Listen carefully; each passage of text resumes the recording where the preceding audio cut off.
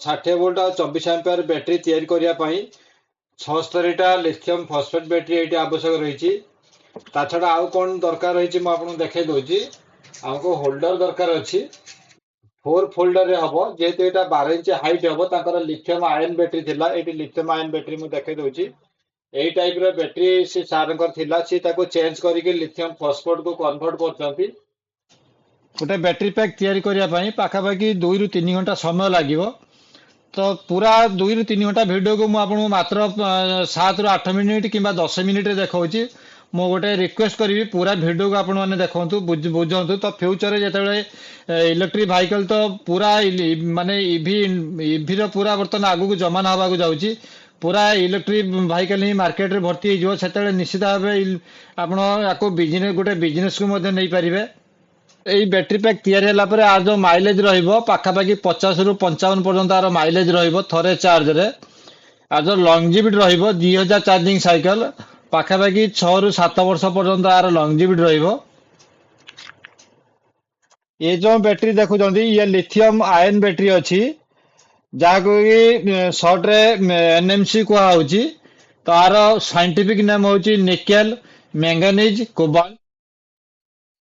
ଏ ଯୋଉ ଉପରେ ଯୋଉ କଭର ରହୁଛି ଇଏ ନିକେଲ ରହୁଛି, ଆଉ ଆ ଭିତରେ ଯୋଉ ମେଟେରିଆଲ ରହୁଛି କିମ୍ବା ଧାତୁ ରହୁଛି ତ ମ୍ୟାଙ୍ଗାନିଜ ଆଉ କୋବାଲ୍ଟ ଦୁଇଟା ପ୍ରକାର ଧାତୁ ଏଇଥିରେ ରହୁଛି।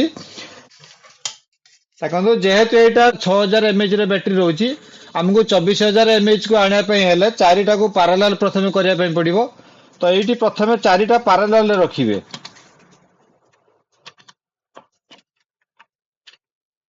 ଯେତେବେଳେ ଏଇଠି ଚାରିଟା ପାରାଲାଲ ରେ ରଖୁଛନ୍ତି, ପୁଣି ନେକ୍ସଟରେ ଏଇଟା ଆପଣଙ୍କର ସିରିଜ 1 ରହିବ।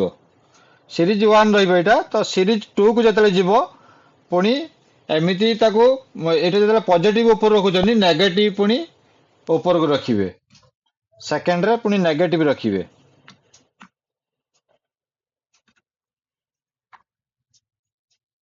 ଇଏ ଗୋଟେ ପାରାଲାଲ ରେ ରହୁଛି। ତ ଇଏ ଯେତେବେଳେ ସିରିଜ 1 ରହୁଛି, ଏଠି ସିରିଜ 2 କୁ ପଳେଇ ଆସୁଛି। ଠିକ ଅଛି, ଏମିତି ଯେହେତୁ ଏଇଟା 19 ସିରିଜରେ ଅଛି, ଏଇଠି ଦେଖନ୍ତୁ ଆର ବିଏମଏସ୍ ମୁଁ ଦେଖେଇ ଦଉଛି। 60 ଭୋଲ୍ଟ ଆଉ 19S ର ବିଏମଏସ୍ ମୁଁ ଆପଣଙ୍କୁ ଦେଖେଇ ଦଉଛି, ଯାହାକି 40 ଆମ୍ପିୟର ର ବିଏମଏସ୍ ଅଛି। ତ ଏଇଟା 19 ସିରିଜ ଯେହେତୁ ଅଛି, ତ 19 ଯାକ ସିରିଜ ଏଥିରେ କରିବା ପାଇଁ ପଡିବ। ଆଉ 19ଟା ସିରିଜ ଯେତେବେଳେ ରହୁଛି, ତ 19 ଇଣ୍ଟୁ 3.2 ଭୋଲ୍ଟ ଯେତେବେଳେ ଆଉଟପୁଟ ରହୁଛି, ତାର ଭୋଲ୍ଟେଜ 60 ଭୋଲ୍ଟ ରୁ କିଛିଟା ଅଧିକ ରହୁଛି, 60 ସମଥିଙ୍ଗ ଭୋଲ୍ଟେଜ ରହୁଛି। ସୋ ବ୍ୟାଟେରୀ ପ୍ୟାକ୍ ପୁରା ତିଆରି ହେଇ ସାରିଲା ପରେ ତାକୁ ସ୍ପଟ୍ ହୋଲ୍ଡିଂ କେମିତି କରାଯିବ ତାକୁ ମଧ୍ୟ ଦେଖେଇବି।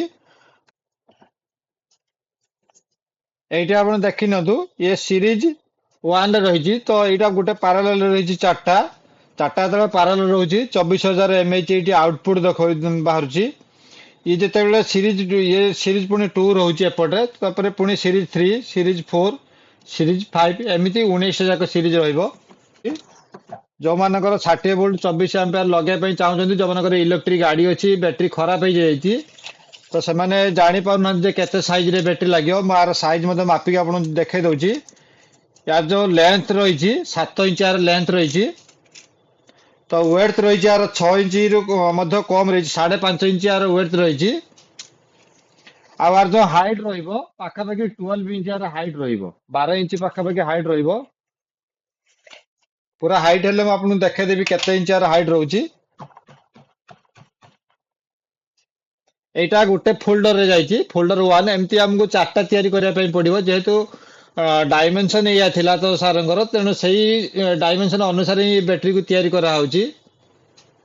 ଏବେ ସେକେଣ୍ଡ ଫୋଲ୍ଡରରେ ବ୍ୟାଟେରୀ ତିଆରି କରିବା। এইটি ଟିକେ ଦେଖି ନିଅନ୍ତୁ, ଇଏ ଯେତେବେଳେ ପଜିଟିଭ ରହୁଛି, ନେଗେଟିଭ ପଜିଟିଭ ନେଗେଟିଭ ପଜିଟିଭ, ପୁଣି ଯେତେବେଳେ ସେକେଣ୍ଡ ଫୋଲ୍ଡର କରୁଛନ୍ତି, ତ ସେକେଣ୍ଡ ଫୋଲ୍ଡରରେ ଆପଣ ନେଗେଟିଭ ହିଁ ଷ୍ଟାର୍ଟ କରିବେ। ନହେଲେ ଯେତେବେଳେ ସ୍ପଟ୍ ହୋଲ୍ଡିଂ କରିବେ ସେତେବେଳେ ପ୍ରୋବ୍ଲେମ ହବ, ପୁରା ବ୍ୟାଟେରୀ ପ୍ୟାକ୍ ଆପଣଙ୍କର ପୁଣି ଆଉଥରେ ଖୋଲିବା ପାଇଁ ପଡିବ।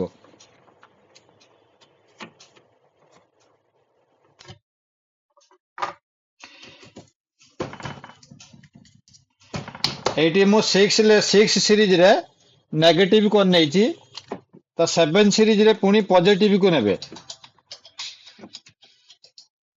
এইটি ଦେଖି ନିଅନ୍ତୁ, ଇଏ ଫୋଲ୍ଡର 2 ବର୍ତ୍ତମାନ ଆମର ଏଇଠି ହେଇଯାଇଛି।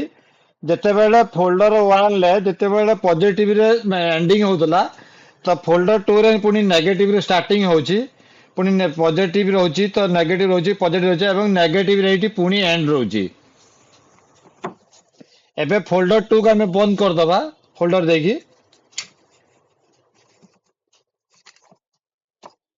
ଫ୍ରେଣ୍ଡସ୍, ଓଡିଶାରେ ଏପର୍ଯ୍ୟନ୍ତ କୌଣସି ବି ୟୁଟ୍ୟୁବର ଆପଣଙ୍କୁ ଦେଖେଇ ନାହାନ୍ତି ଯେ ଲିଥିୟମ ଫସଫେଟ ବ୍ୟାଟେରୀ କେମିତି ଆକ୍ଚୁଆଲି ତିଆରି କରାହଉଛି। ତ ସେମାନେ ନ ଦେଖେଇବାର ଗୋଟେ ରିଜନ ରହୁଛି। ତ ବହୁତ ମେକାନିକ ଅଛନ୍ତି ଯେଉଁମାନେ କି ଲିଥିୟମ ବ୍ୟାଟେରୀ ତିଆରି କରୁଛନ୍ତି, କେହି ଚାହାନ୍ତିନି ଯେ ସେମାନେ ଯାହା ଜାଣିଛନ୍ତି ସେମାନେ ଅନ୍ୟମାନଙ୍କୁ ଶିଖାନ୍ତୁ। କିନ୍ତୁ ମୁଁ ସେଇଟା ଚାହୁଁନି, ଆପଣମାନେ ଶିଖନ୍ତୁ ତ ନିଜ ଗାଡି ପାଇଁ ନିଜେ ତିଆରି କରନ୍ତୁ, ଅନ୍ୟମାନଙ୍କୁ ମଧ୍ୟ ଲିଥିୟମ ବ୍ୟାଟେରୀ ତିଆରି କରିକି ଦିଅନ୍ତୁ। ତ ପଇସା ନିଶ୍ଚିତ ଭାବେ ଆପଣଙ୍କର ସେଭ୍ ହବ, କାରଣ ଯଦି ଏଇ ବ୍ୟାଟେରୀ ଆପଣ କୌଣସି କମ୍ପାନୀରୁ କିଣିବା ପାଇଁ ଚାହିଁବେ ତ ପାଖାପାଖି 35,000 ଟଙ୍କାର ପ୍ରାଇସ୍ ରହିଛି। କିନ୍ତୁ ସେ ଜାଗାରେ ପାଖାପାଖି 8 ରୁ 10,000 ଟଙ୍କା ଆପଣ କମରେ ଆକୁ ତିଆରି କରିପାରିବେ। जो कंपनी जो बैटरी दौरान से मैन्युफैक्चरिंग डेट देखी पारना, जेहेतु बैटरी संपूर्ण पैक है, बैटरी पैक कराई रखा जाता। जब कंपनी ये पैक कर दौर तो आ भर कौ बैटरी लगी तो आर मैन्युफैक्चरिंग कौन रही कौ बैटरी कौ कैटेगरी आप किसी जापारना, जहाँ कंपनी ऊपर मेंशन कर ही आप जानते यार बैटरी कौन रही। तो ये पूरा क्लीयर आप देखो यार जो कंपनी सब डिटेल्स पूरा देती, बैटरी कौ कैटेगरी देती, बैटरी आंपेयर केते रही, वोल्ट केते रही, सब किसी ये मेंशन रही बैटरी रो। आ ये जो बैटरी ओजन ही आप जानीपर कौ ग्रेड रे बैटरी अच्छी, सोलार ग्रेड अच्छी कि इवी ग्रेड अच्छी जानीपर। ये आमर फोल्डर 2 पूरा कंप्लीट हो जाए। एबे फोल्डर 3 को जीवा। देखो फोल्डर 2 रे जते बेले नेगेटिव रे एंड रहउची, फोल्डर 3 रे पुनी पॉजिटिव रू स्टार्ट करिवे। एटी मु पॉजिटिव रू स्टार्ट करची। फ्रेंड्स, जदि आपण माने ए बैटरी पैक निजे तैयारी करि पारनाती तो मु स्क्रीन ले मो नंबर दे दोची, आपण माने मते कांटेक्ट करंतु। मु बहुत चीप प्राइस रे आपन को बैटरी जोगाई देबी। फोर्थ फोल्डर रे मो बैटरी गुडी को एबे सेट कर नैची। से देखी नियंतु, एटी चारिटा जाक फोल्डर वर्तमान 76 टा बैटरी एटी मु सेट कर नैची। तो एबे ये गला होची सेकंड स्टेप गला। तो थर्ड स्टेप रे हमें कोन करिवा।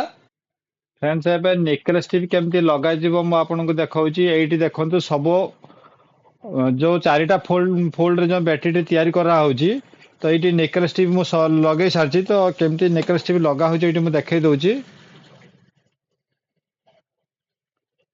बैटरी गुडी को ऊपर एबे निकल स्ट्रिप लगा होची। पाखिया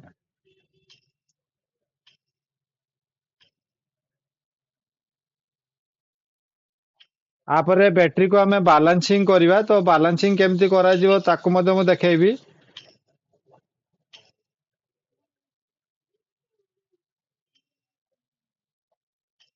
फोल्डिंग केमती हबो देखे दउची। देखंतु ये जेते सीरीज 5 रू 6 को आसीबो, तो ये एमिति भाबे फोल्डिंग हबो। एमिति भाबे बैटरी फोल्डिंग हबो। तो ये बैटरी मते एमिति फोल्डिंग हबो। तो एमिति चारटा फोल्डिंग रे बैटरी रहिबो।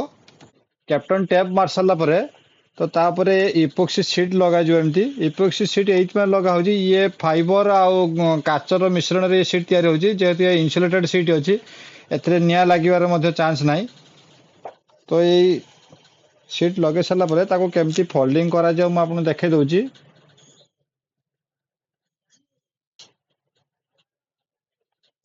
एमिति इपोक्सी शीट लगे साला परे ताको केमती फोल्डिंग होची आपन देखे दउची। ये होची फोल्डर 1 अछि, ये फोल्डर 2 अछि, ये फोल्डर 3 अछि, आ ये अछि फोल्डर 4 अछि।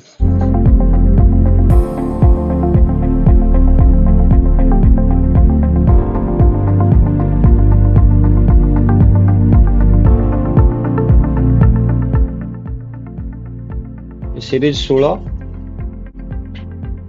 ये आछि सीरीज 17, सीरीज 18। ये देखो सीरीज 1 अच्छी 3.2, तापर सीरीज 2 6.4, सीरीज 3 अच्छी 9.6, 4 अच्छी 12.9, तापर अच्छी 16 19.3 अच्छी 19.3 तापर अच्छी 22.5 तो 61.3 वोल्ट रोज यार तो बिल्कुल ये ओके रही कनेक्शन एबे आको बैलेंसिंग करा जिवो एटी बैलेंसर सहित आगे कनेक्शन कर दबा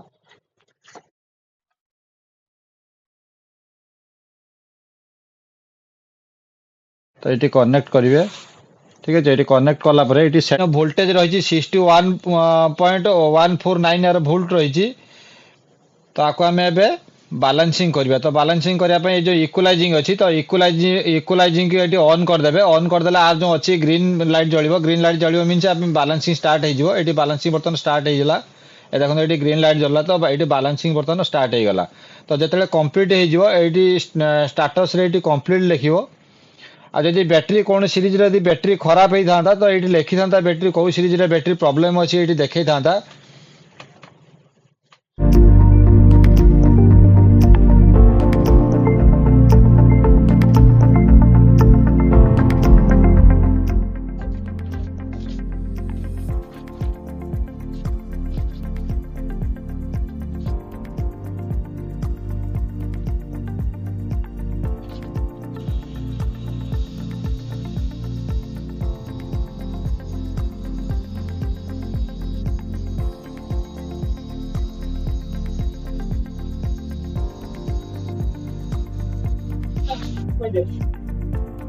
एबे बैटरी पैक पूरा ये कंप्लीट हो जाइए तो ये एबे बैटरी पैक देखो पूरा ये कंप्लीट हो जाइए तो आपको एबे आयरन चैम्बर भितर भर्ती करा तो ताको वाटर प्रूफ मध्य करा आ एथिरे जो ये संपूर्ण भाव रिमूवेबल सिस्टम रे बना बैटरी तैयार कराई ताको बाहर करके घरे मध्य चार्ज कराई परियो एवं गाड़ी भितर मध्य सेट कराई परियो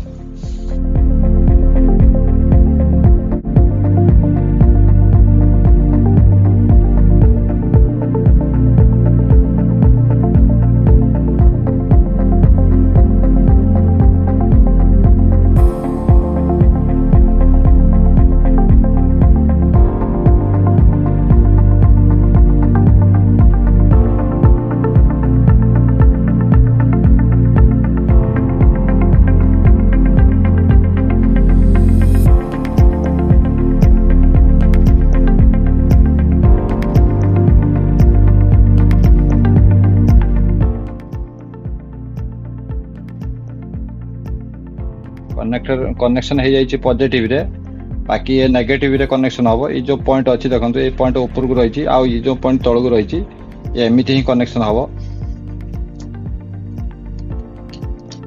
ये दुईटा कनेक्शन हो जाइए आप जिते टाणिले भी बाहर ये बहुत बढ़िया कनेक्टर अच्छी SB50 कनेक्टर ना अच्छी बर्तमान ये बैटरी पैक पूरा कंप्लीट